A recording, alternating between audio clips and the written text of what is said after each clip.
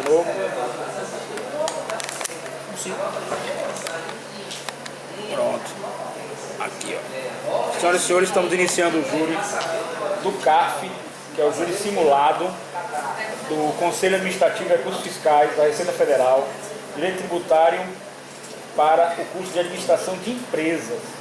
Então vai ser um júri muito bom. E depois nós vamos com o nosso amigo Matheus, que está aqui do lado, que vai apresentar um TCC, trabalho de conclusão de curso. Então vamos iniciar o nosso trabalho. Gente, bora começar.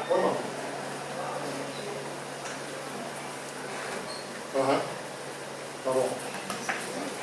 Então você tá onde? Não chegou, já era. Diga aí pro próximo. Ele vem pro próximo, viu? Para o ano vai ter de novo. Ele pode fazer de novo matéria, para o ano ter de novo. Tá embaixo. É, mas vai começando. Vai começando que o tempo urge. Então, fala de novo aí. Eu começo. Depois você resolve. Não. Vamos lá, gente, bora. Tá boa imagem, vamos tomar que não fique depois. Né? Ele tá onde? Ele já tá aqui na verdade daqui? É. Não, parece mim. Pra gente conseguir esse roteiro. Vamos ver até onde vai. Né? Diga, amor. Tom trabalha aqui perto na Tom, já chegou, Tom? Mas porque ele trabalha aqui perto. Então, você trabalha perto vai chegar cedo. Mas ele largou tarde. Ah, vamos lá, vamos começando. Bora. Hein? Ah, da Marinha pra cá vai demorar. Bora, agora começando, depois ele vai entrando. Ainda mais ele tem aquelas pernas da Maria. Ele tá vindo andando, ou de carro ou de ônibus? De carro. De carro?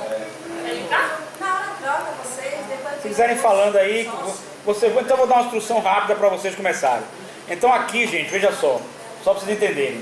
Aqui é o CARF, é o Conselho Administrativo de Recursos Fiscais da Receita Federal. É em segunda instância, ou seja, já perdeu na primeira.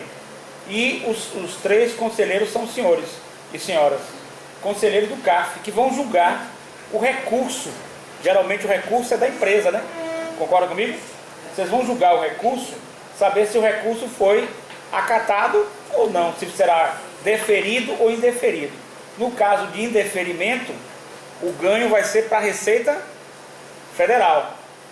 E no caso de deferimento, o ganho vai ser do contribuinte. Porque, em tese, geralmente, quem faz o recurso é o contribuinte, né? Aí, vocês são prepostos e vão representar a Receita Federal, que vai lutar para manter a multa, o AIIM, que é o Auto de Infração e Imposição de Multa, e a Receita Federal vai lutar para manter, e a defesa vai querer desfazer, ou seja, anular, e Vossas Excelências, os três serão julgadores. Tem alguma dúvida? Agora ou cala-se para sempre?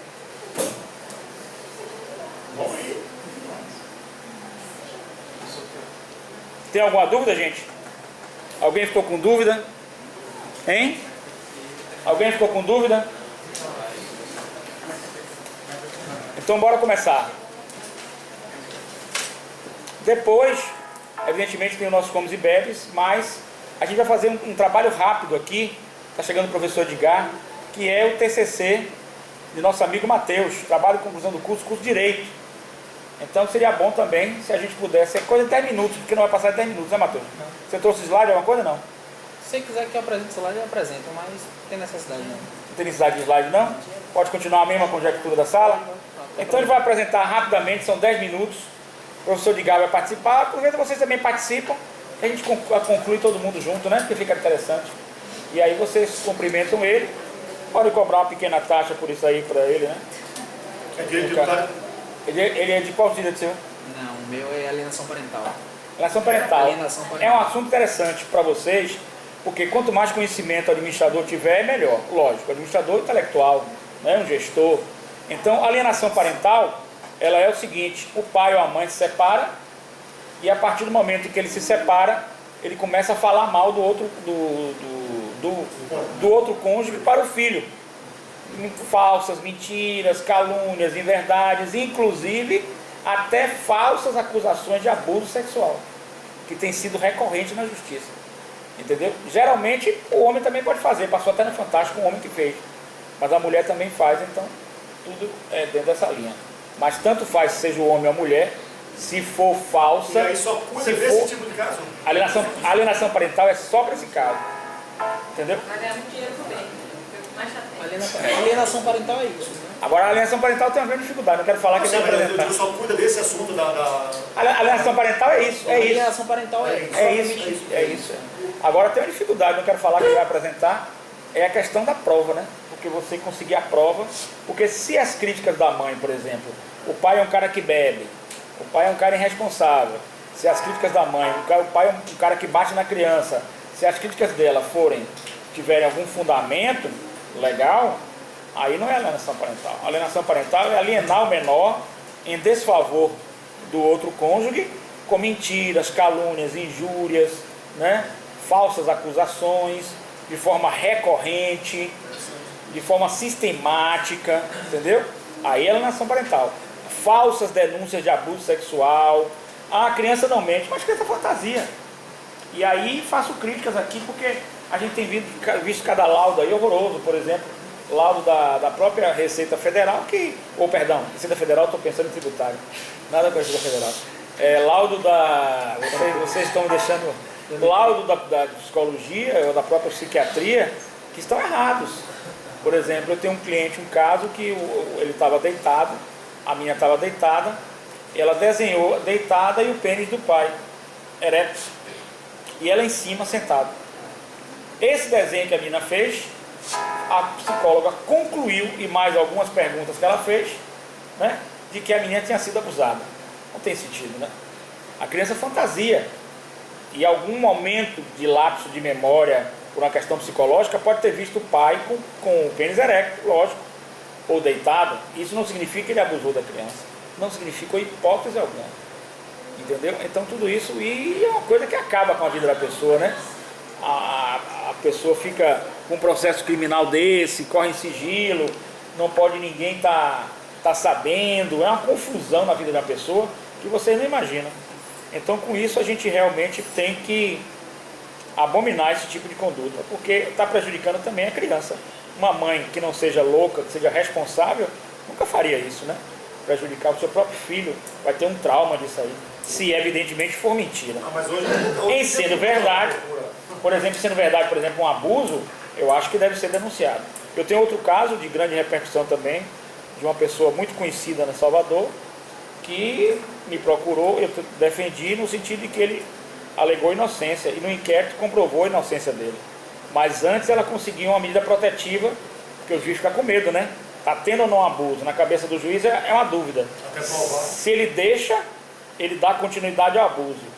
E se ele dá a medida protetiva, que é a distância de 500 metros, de 1000 metros, né? Tanto da filha como da mãe, ele pelo menos se acautela. Amanhã depois não pode dizer a ele que houve continuidade dos abusos, né? Concorda comigo? E depois, no mérito, ele pode julgar diferente. Então foi o caso que estava sendo abusada, que não sei o que pegou, ela chegou e falou assim, papai pegou no totó quando estava tomando banho. Esse negócio meio assim. As únicas palavras da menina, papai pegou no totó quando estava tomando banho. Pô, tomar banho, tem que lavar tudo, né? Não significa que esteja fazendo com maldade, né? No banho, entendeu? Aí veio a outra mulher que estava também no banho, desmentiu. Foi um bafafá, uma confusão. E o processo está rodando. Agora o inquérito deu como arquivamento, né? E o próprio juiz já decidiu que, pelo arquivamento da ação criminal também, quer dizer que não houve o crime de abuso. E ela aventou o abuso. Então tá como comprovado que é a alienação parental. Só que ela começou a fazer palavras da criança, seu pai te abusa, a pessoa, a criança de 2, 3 anos, 4 anos. Na lavagem, né? A lavagem cerebral. Então isso tudo tem um trauma, e essa mulher tem que ser punida, entendeu? Porque não é possível que uma mãe faça isso com o filho, não é? E existe punição? Tem todos os tipos de punições na lei, só que a justiça não é muito lenta para essas punições. Mas, por exemplo, no caso dela que denunciou, existe um processo de denunciação caluniosa.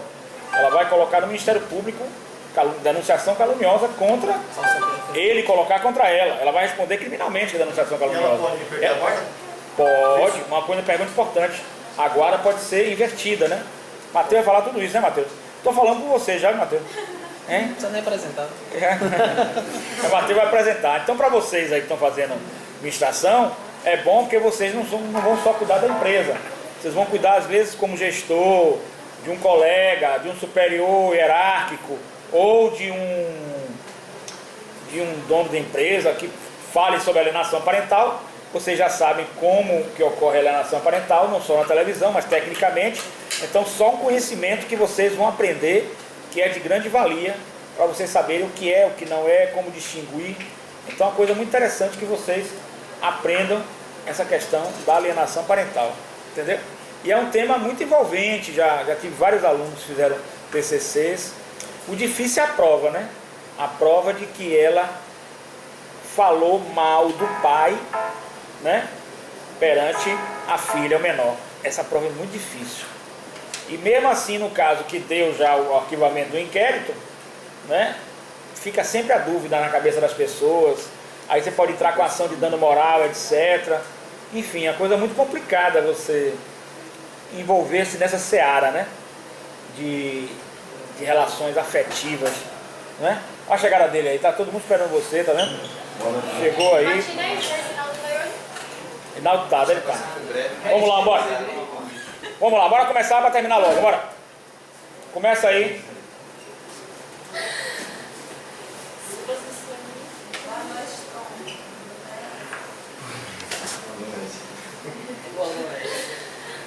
Vamos iniciar, gente, bora?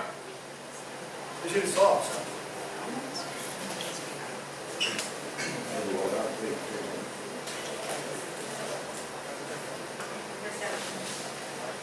Bora, vamos lá, irmão. Pronto? Pronto. Foi? Início do julgamento do CARF, que é o Conselho Administrativo e Recursos Fiscais, segunda instância da Receita Federal. Vocês vão falar tudo isso, viu? Legal? É um júri simulado. Vamos lá. Lê aqui, está aqui, ó. Vamos ler tudo. Bom, quem não souber o que é CARF, me dá um nomezinho. Deixa eu botar para o pessoal fazer de novo a matéria. Porque, pelo amor de Jesus, né? Pelo amor de Deus. Pelo amor, eu peço pelo amor de Deus, porque aí já está demais. Boa noite aos presentes. Daremos início ao julgamento de primeira instância ou de segunda instância do Conselho Administrativo de Recursos Fiscais, CARF. Processo de número 16, 327, 720, 680, 201, 361. Recurso voluntário, acordão 120, 1001, 618. Segunda Câmara, primeira turma ordinária. Sessão de 12 de dezembro de 2018. Matéria: Imposto de Renda Pessoa Jurídica. Recorrente: Itaú Unibanco Hold S.A. Recorrida: Fazenda Nacional. Assunto: Imposto sobre a Renda de Pessoa Jurídica e RPJ. Ano calendário 2008. A primeira turma ordinária da segunda Câmara do Conselho Administrativo de Recursos Fiscais do Ministério da Fazenda, o CAF, representada pelos presentes conselheiros Ronaldo Muniz, Fabiano Oliveira e Luciano de Jesus, declara aberta essa sessão. O julgamento trata o presente processo de auto-infração, lavrado no 5 de junho de 2013, contra a hora recorrente para a cobrança de imposto de renda pessoa jurídica e contribuição social sobre lucro líquido do ano de 2008, no montante de R$18.711.592.619,85. Com a palavra, o representante da recolhida, a Fazenda Nacional, auditor fiscal, senhor Leonardo Freitas. Boa noite. Durante a fusão do Banco Itaú com o Banco Unibanco, houve um aumento de capital, que a Receita Federal entende que deveria ser tributado.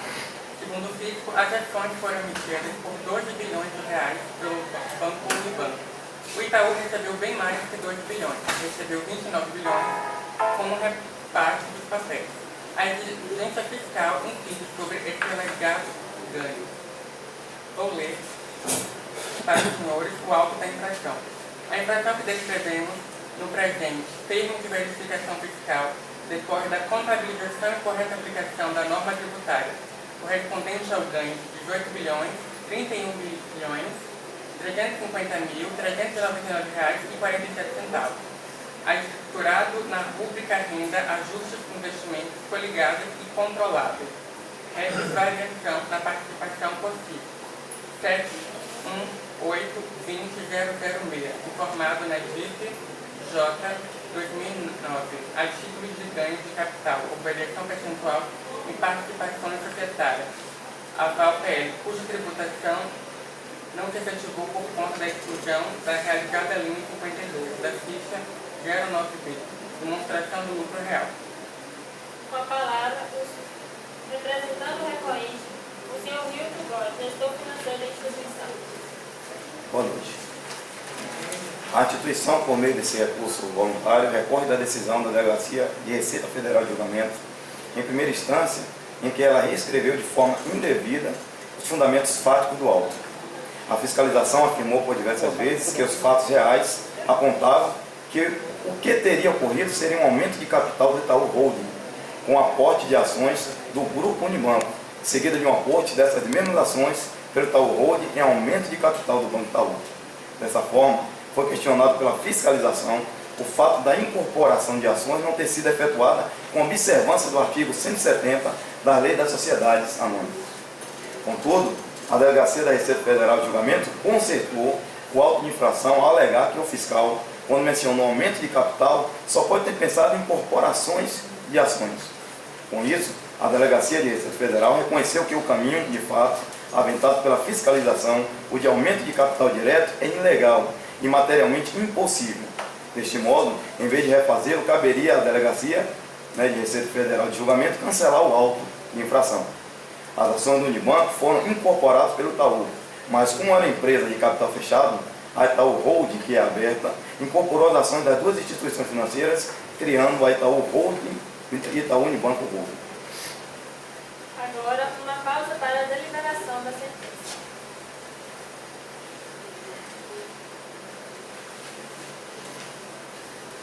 A tributação pelo imposto de renda sobre o ganho de capital pressupõe a existência de ganho do contribuinte na alienação de um bem ou direito. Portanto, deve incidir sobre o vendedor e não sobre o comprador.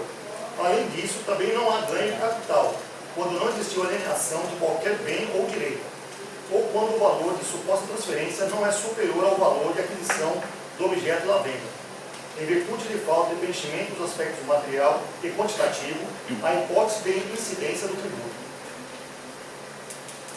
Analisando os dois lados em questão e o processo julgado pela Delegacia de Julgamento da Receita Federal, concluo que houve infração ao parágrafo 1º do artigo 170 da Lei da Sociedade Anônima, uma vez que o valor atribuído às ações da Itaú Holding foi inferior ao valor de mercado e ao seu valor patrimonial, tendo ganho de capital no valor de R$ 18.021.399,47, que deveria ter sido tributado, ocasionando prejuízo para o Estado de aproximadamente 25 bilhões.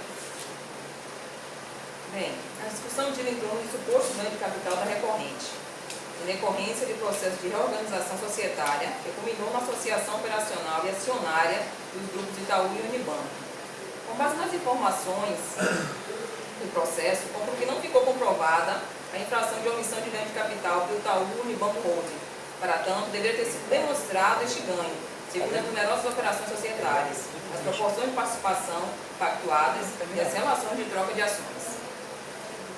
Chegaram ao fim do julgamento o resultado da votação dos conselheiros presentes, considerado a maioria de 2-1, fica definido, sendo assim a instituição do banco, ou Itaú Unibanco Holding, está isenta de pagar a tributação em questão. Encerrada a sessão. Acabou? Sendo assim, fica aqui o cartãozinho do professor Martinez que vocês vão precisar. A salva de palmas.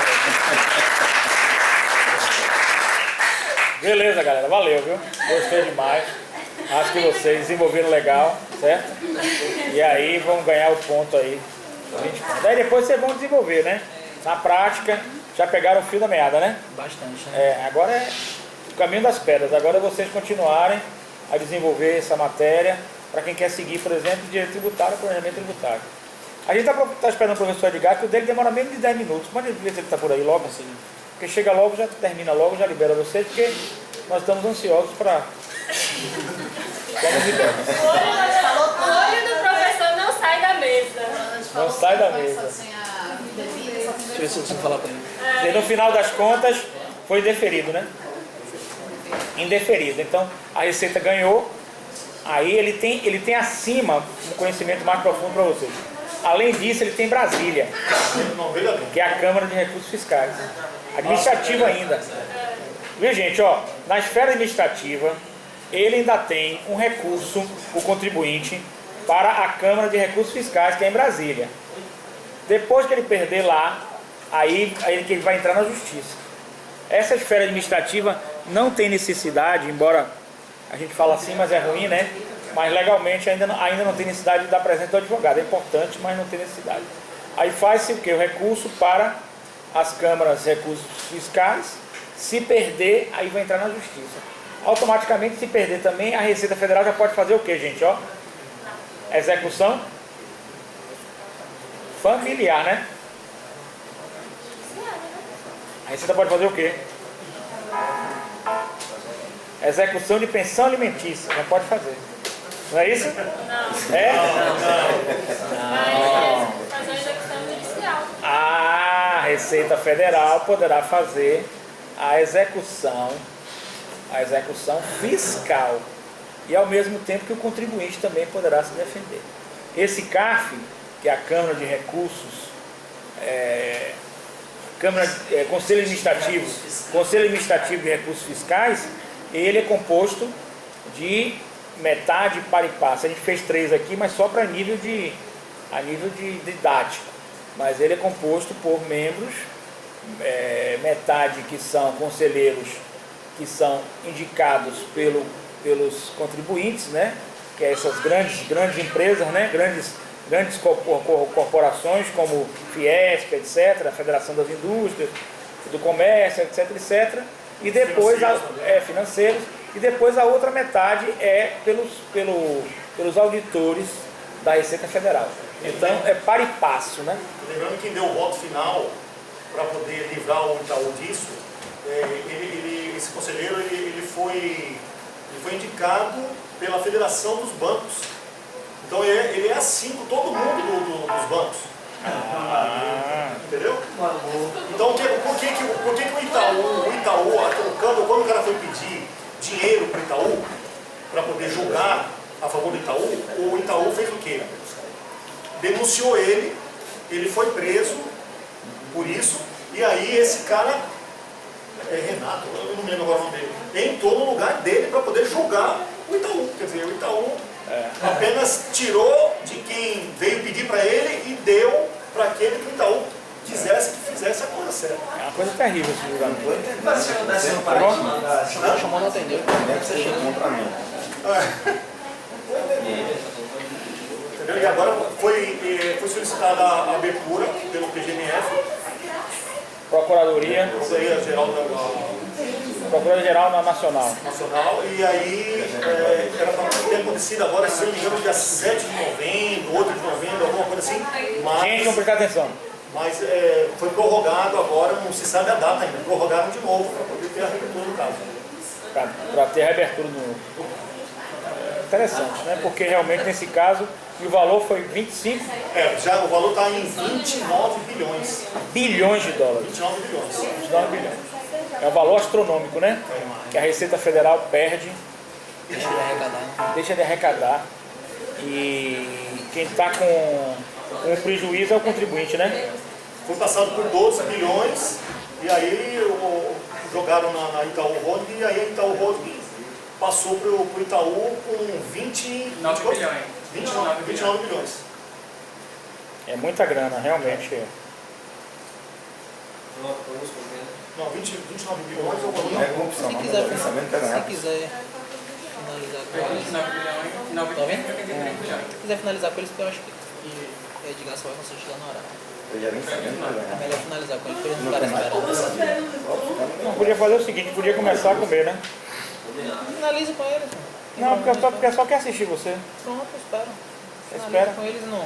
Então, vamos Edgar ainda vai finalizar com demorar. eles. Aí a gente para a gravação e daqui a pouco a gente retoma de novo, certo? E aproveita para poder ganhar tempo, né? Eu acho que é importante a gente já ir se alimentando, não é verdade? Certinho? Então daqui a pouco vamos ter então a banca, estamos com muitos ouvintes aqui, a banca ao vivo, Facebook. Vamos ter a banca de alienação parental. Daqui a pouquinho vocês voltam para a nossa TV, certo? Ao vivo e a cores. Aqui a verdade, a televisão da verdade, não aceita a inverdade, não é verdade? Mas agora vamos dar um pau, a pausa. Até a próxima, um abraço. Segurou a gravação, né? Joguei doido. Segurou. Tô me sentindo famoso, professor. Tá sendo famoso você? Deixa eu falar. Agora de manhã eu filmei filmei as bancas TCC, mas a internet estava tão ruim na faculdade que o vídeo fica todo assim, né? Quando fica ruim. Professor, eu cheguei aqui sabendo que eu ia ganhar e não tinha nada de competição envolvida. Foi mesmo? Eu cheguei aqui sabendo que eu ia ganhar esse livro. Mas você por quê? Não Receita? paguei nenhuma coisa. Receita? Não, eu sou mesmo representante do Itaú mesmo. Mas você perdeu. Ah, foi indeferido.